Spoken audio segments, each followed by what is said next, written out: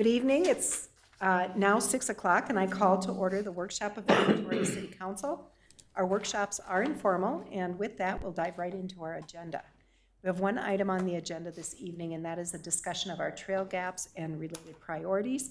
Presenting this evening is Park and Rec's Director, Ann Mahnke. Ms. Mahnke, take it away. Thank you, Mayor and Council. Wow, this is really loud. Turn the microphones down a hair. Thank you.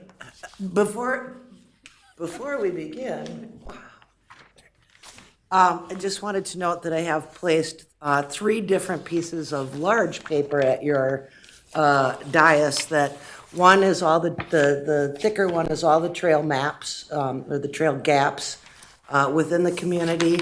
The second sheet that has some wonderful graph on it, that is the ranking of all the trails that the Park and Rec Committee has done.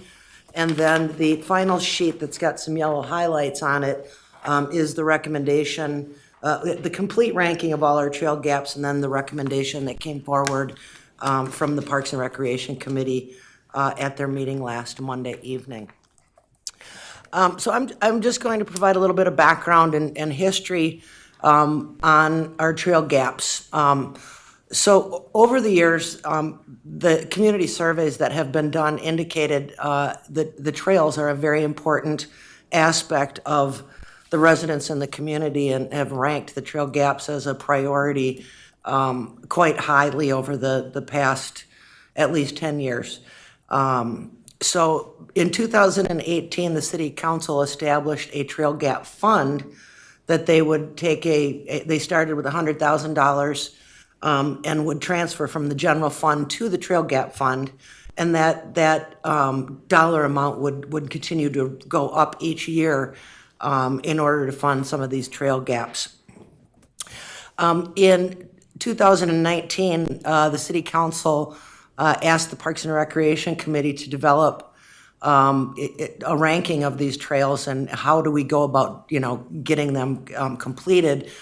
So the committee spent several months talking about how are we going to rank the trails that would give us the biggest bang for our dollars, the most important things first.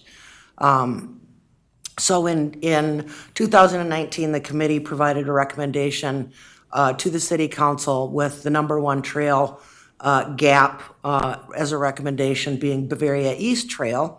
So we started on that road 2020. We completed all the plans, the specs for it. We got a cost estimate done.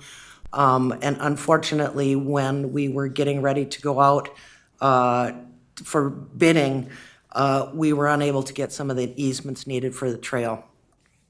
In 2021 and again in 2022, the Parks and Recreation Committee analyzed and reviewed and talked about trail gap priorities again, spending a couple months each year, I think, on trail gaps. So they have worked diligently on that. So when in 2019, when the committee ranked those trails, this was the criteria they established. There was 6 different criteria. Connection opportunity, what is the trail linked to? Is it local, regional, state? Public support. Is there a lot of public support? Is there no support for the trail connection? Environmental sensitivity. What impact will a trail have on our environment? Wetlands, significant trees. Then the fourth being engineering difficulty. What are the challenges, or what is it going to take to build these trails, whether it be retaining walls or wetlands or private property, or rural road sections that have ditches that take care of the stormwater. And then the 5th one was local neighborhood impact. How many residents does the trail serve? And then cost. The cost one was added towards the end of our selecting of the criteria, just to give us, the committee spent several times going, well, if cost were no object, what trails would we do? But we needed to have something in there that would help us determine, a final ranking. And so cost was added at the end, and it sort of combined those environmental and engineering difficulties, how much is it gonna cost to do? I apologize, this is probably very hard to read, that's why I've given you a paper copy of it. So we had 14 different trails, or 13 different trails that the committee ranked, and if you wanna look at your maps, the corresponding page numbers and trail number on top will show you where that trail is located within the community. So working across the trail maps, pages 1 through 4, we sat down and ranked each of the trail gaps to come up with a final number. And as you can see, the Bavaria West, or the Bavaria East Trail was the top ranked trail, which that was then the recommendation that came to the committee that included all of those criteria that we just saw. So each year we kind of go through, here's our list. We don't know exactly, we can take a rough guess on what the costs could be for the trail. When we first started going with Bavaria East, we had, I think, $600,000 or $700,000 in it, because that was an estimate, a real rough estimate that we had gotten. Until we got out into the field and did the plans, the trail came back at $1.3 million. And as you know, trail costs are kind of all over the board. I had taken you guys through a short trail cost estimate last year. But most recently, we went out and got the county, it's the County Road 43 trail from 11 out to Watermark. That was our most recent trail estimate that we got, and that one came in at $2.2 million. It's less than a half a mile. 11 to what? Pardon?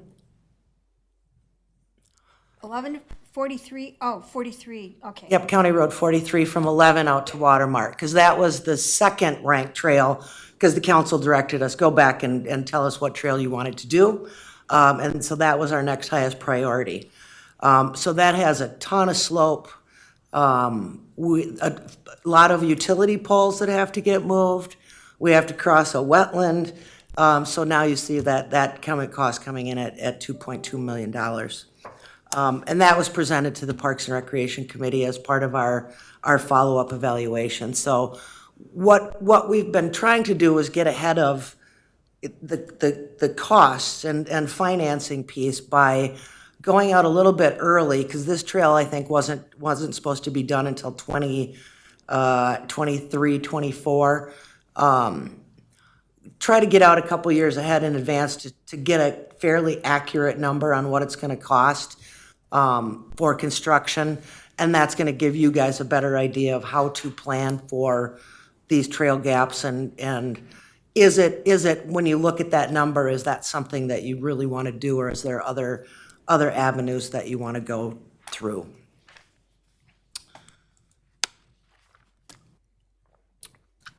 This is our trail gap fund, and I apologize, it is rather small. But as you can see, the council has provided operating funds into the trail fund from the general fund, so we're making a transfer every year. But when you start talking about $2.2 million, that takes a really long time if we're putting $250,000 in a year. So that, as you can see, where this is the pro forma for 21 through 28. We have it going out to 2043. So you're looking at trails that it's going to take a really long time to get all of these trail gaps done, just because of the spacing we have to do if we continue just to utilize transfers in from the general fund. It'll take a really long time to get these done. Where else would we get funds? That's something I'll leave to the city manager and the finance director. We can bond for that, right? Can we bond for trails? You may be able to bond, mayor, members of the council, for trails as part of a road construction project, but I'd have to really look at the statutes again to understand if we have authority just to do it for trails. But it certainly could be done as something part of a road reconstruction project. So, but Councilmember Black's question is the $1 million question. So where would those, there's not a lot of alternative funding for these types of projects. So Anne is really good about going out and looking for grant opportunities and applying for those grant opportunities. I think you may recall that we did have a DNR grant for the Bavaria Trail, but the grants that are being awarded don't cover the costs of the trail. That grant was $150,000 on a $1.3 million project. So while it's a nice sum, it doesn't necessarily move the needle forward in funding a good chunk of that project. So that is the $1 million question. How else do you fund it? And I know that some communities have really gone out to a referendum on, park and trail development, and had the community say, if this is really important to you, that will give the community a say in whether or not they do it. Yep, that they would do that. But you really need a champion for that. City staff cannot do that. But that I know is another funding option that other communities have had. Another option to consider would be your gas and electric utility funds. So you collect fees on that right now. You're using that for utility undergrounding projects, and then you are utilizing some of that to pay for the Wasserman Lake Preserve project. But that may be an option for you as an alternative funding source as well. Do we have much left of that after we pay for that? Councilmember Black, Mayor, members of the council, you do have some capacity within that fund if you don't have future undergrounding projects that you're going to be looking at. So you would have some capacity within that fund. Without looking at where that fund balance is, I'm not quite certain exactly where that falls, but it wouldn't be, we're not talking millions left over at this point. You would probably be looking at potentially increasing the franchise utility fees to fund that if that's a priority for council. So I know there is some capacity in that fund, in that franchise fees fund, and we are using some of that for Lake Wasserman, and that is growing because as our population grows, that fund also grows. So I think that's a reasonable source to be looking at least to close some of this gap. Don't forget, we've got the 13 acres. too. Is there going to be undergrounding on that 13 and a half acres? Yes. Okay. Mayor, members of the council, yes, that was one of the alternative funding sources that we were looking at to reduce the amount that we would have to bond. And if there's consensus here that you wanted us to look for those alternative revenues to accelerate the trail gap projects, and instead of doing that, as Ann said, out to 2043, is there an opportunity to add more funding here? That's certainly something that we'll look at with the finance director and bring that back as part of our budget discussions. All right, thank you. Any other questions? Uh, Councilmember Gooders? Why would Bavaria East or West not be a part of the Arboretum Transportation Plan? Why is it that's a major road reconstruction? And from what I can tell, a neighbor city is bonding for asking for $10 million to do a city park. That, to me, would be a city issue, not a state taxpayer issue. And for this would have more benefit to state taxpayers than that I could see. So we, as part of the work that we had completed on Bavaria East, which is encompasses a couple different properties of the Arboretum, I did have that conversation to say, would you guys be willing to assist with this? And now that they've got pretty much their loop right off the LRT, it's not part of the Arboretum's plan. The Highway 5 underpass we are working on with as part of that project. the Arboretum Area Transportation Plan. The federal dollars, that underpass was included in that grant application. The city still has to pay half of that cost.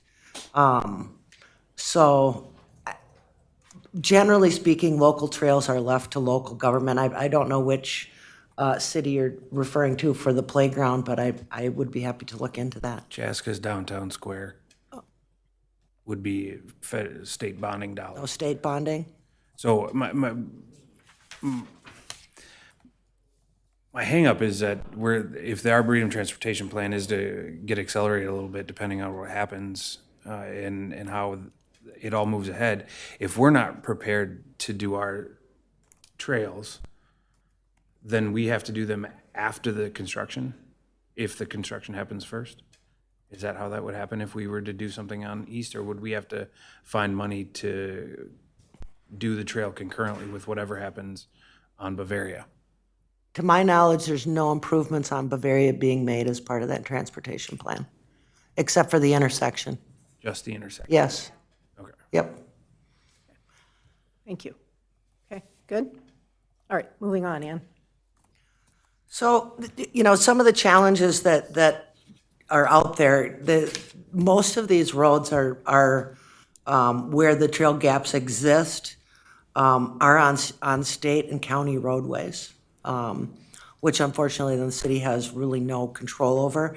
The county has been helpful with allowing us to go in right-of-ways, but generally speaking, they're all in railroad sections with ditches, slopes. We have to deal with private property, and then obviously other governmental agencies, including county, state, and the watershed district. Yeah, unfortunately, they're all challenges, and that's why they end up being fairly costly endeavors to construct. So, the Trail Gap Fund is our main source of trail. We do go out and get grants when we can. So, a lot of discussion happened at the Park and Rec Committee about, we kind of feel almost like we're spinning our wheels a little bit by, here we go with, here's our recommendation, $2.2 million, how do we pay for it? Do we do a trail, one every 5 to 10 years, depending on cost? Is that the way, the council would like to deal with it? So I know that's the bigger question that the committee has, and our chair is here this evening, and I know he would be available for comment and questions if needed. But so again, at the last meeting, we went through and looked at trails again, and at the last meeting, they recommended in no particular order 4 trails that they thought were the highest priority that would link gaps that would move the most amount of people, getting them to the downtown area, to Lions Park, to the rec center, and again, in no particular order, these are just how they came up. Bavaria East, at a minimum from Alley Lane up to County Road 18, or try to get as much as possible done on 18 or on Bavaria to give it another whirl. The underpass at Highway 5 at Madeline Creek, that one becomes an opportunity for us with federal grant dollars out into 2025. The LRT extension, the light rail trail extension from Kirklocken Park out to Lake Bridge, that requires the purchase or dedication of property from 4 different property owners. It's about 6 acres of land in between that would need to be obtained. And then County Road 11 from 86th Street out to Laketown Development. So those were the recommendations that came from the Park and Rec Committee. And then, yes, to unfortunately figure out a way to figure out a funding source. So with that, Larry Scholl's our chair. I know he probably would like to say a few words, if that's okay with the council. Absolutely. Mr. Scholl, please. Thank you for being here. Please state your name for the Larry record. Schultz, 1148 Parkview Court. Thanks for inviting me. I think Ann summarized it very well. The one thing I would add is that we also look for opportunities as they present themselves. For example, on Cochia, behind Holy Family, the two developments that are going in, that was on our list before. Well, it still is, I guess. But when we first went over that in 2019, there was no idea that that would be developed anytime soon. So there's other opportunities like that in our trail gaps, and we're trying to take advantage of those. So in essence, we're going to have one of those trail gaps completed by developers. So we always look for those opportunities too. The trail gaps that we've presented here, I think Ann summarized that, we try to move most people, create loops, so if people want to go for a walk or go for a bike ride or connect to other trails, there's easier access. Kind of looked at some of the busier roads, which are a little more dangerous if there aren't trails. And I think you hit on the big question that we struggle with too is, we know the community in the past has really wanted these trails. They're very expensive, and just make sure the council understands, the length of time it would take to get these done, and the public understands that too. So unless there's another alternative, we're probably in the mode of, doing one trail gap every, 5 to 10 years, depending on which one, and under the current funding mechanisms. And hats off to the council for putting funds aside. I mean, recognizing that, years ago, and start putting funds aside so we at least have some and can do it. It's just going to take a while under the present mechanisms. Understood, yeah. It's challenging. Thank you, though, for your work. I know it's hard work, and we all want these things completed, but when you start looking at how many there are and how much they cost, it's... Well, one other thing, the second trail that last time they came in second, the one that's on 43 on Church Lake Boulevard. Mm-hmm. We took that off the priority list just simply because of the cost. We didn't think, just doing that one trail over the cost of it was such, it would be another 10 years before we could do it. We thought we could do some of the smaller ones before then and connect more people that way than waiting so long. Certainly, yeah. Councilmember Black. Yes, I have a question. On the trail from Cray Lakes, Regional Trail Extension West to Cray Lakes, That's highlighted on our, that's 1.2, well, 1.3 million basically, and this is the one where we'd have to purchase property from the Heaney's. Have any of you discussed this with, Not yet. because I, As far as the property owners? yeah, Yeah, without getting direction from council, I wouldn't feel comfortable going out to negotiate or talk to people about property acquisition.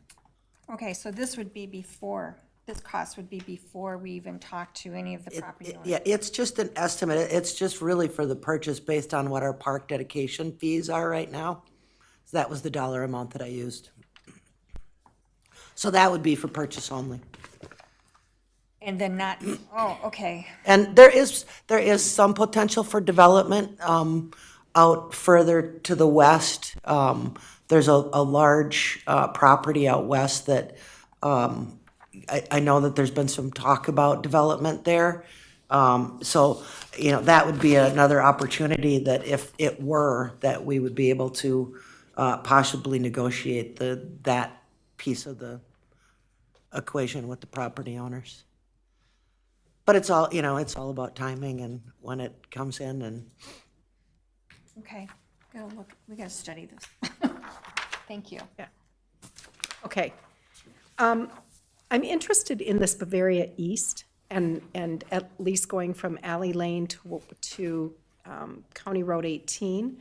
How much of, how long is that stretch, and how, do you have an estimate for what that might cost? And I'm gonna go right off the top of my head because I know it was in that high 200,000 range. Okay. But it didn't have the challenges of some of the other ones that, because it does have some curb and gutter. We were gonna add some curb and gutter where there wasn't any. It's probably a quarter mile maybe, roughly, but it was in the 200, this was last year, it was about 258,000, somewhere in there. So So, it gets people to at least County Road 18. The thought was, at some point, I believe that there will be some sort of traffic control, whether that be a signal, future roundabout, that at least people would be able to cross safely at that intersection for now. And it would create that, at least a loop of that 86th, and get people moving around there. Doesn't completely solve the problem, no.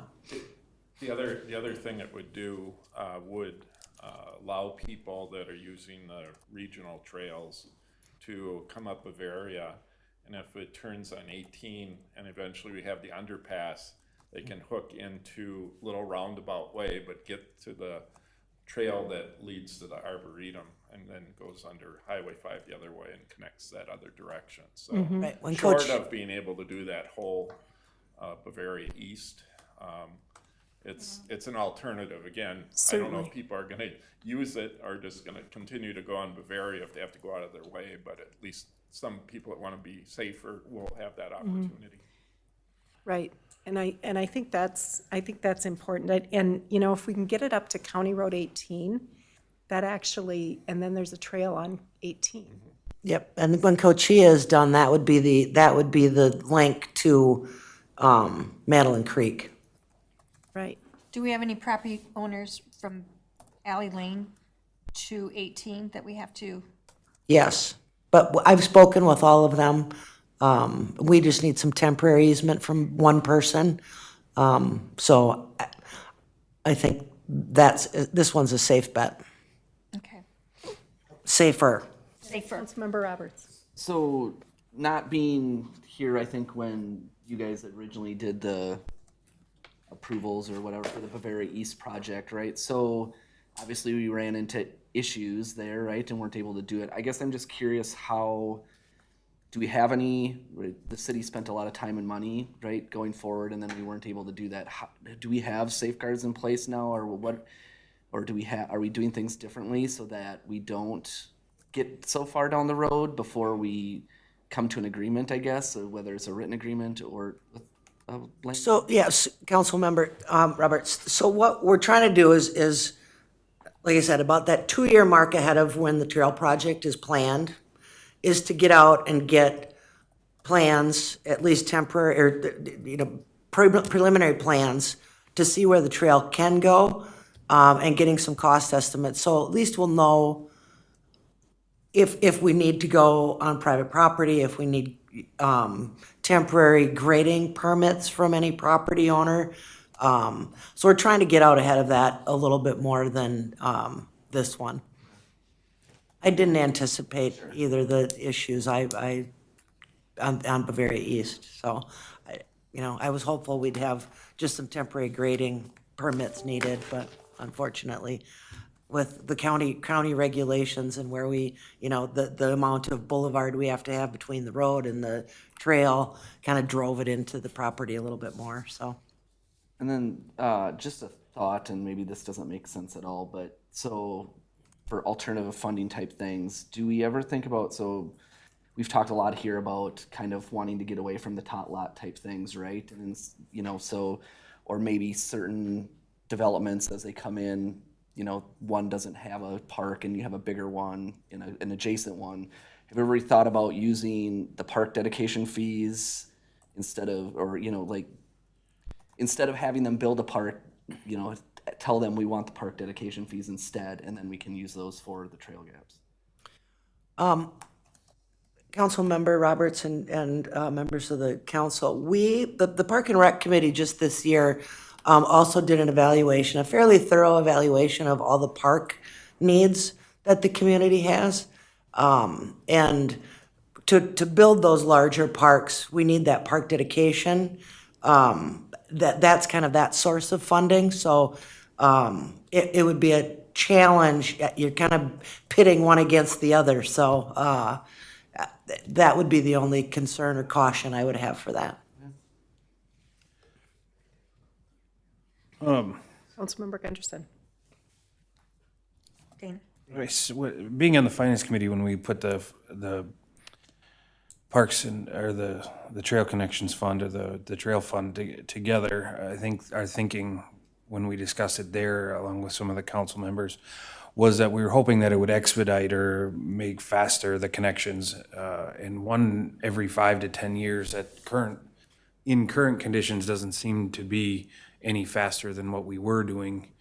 So I got to ask the question, is that money better spent in other areas to expedite commercial development or economic development and still achieving one every 5 to 10 years?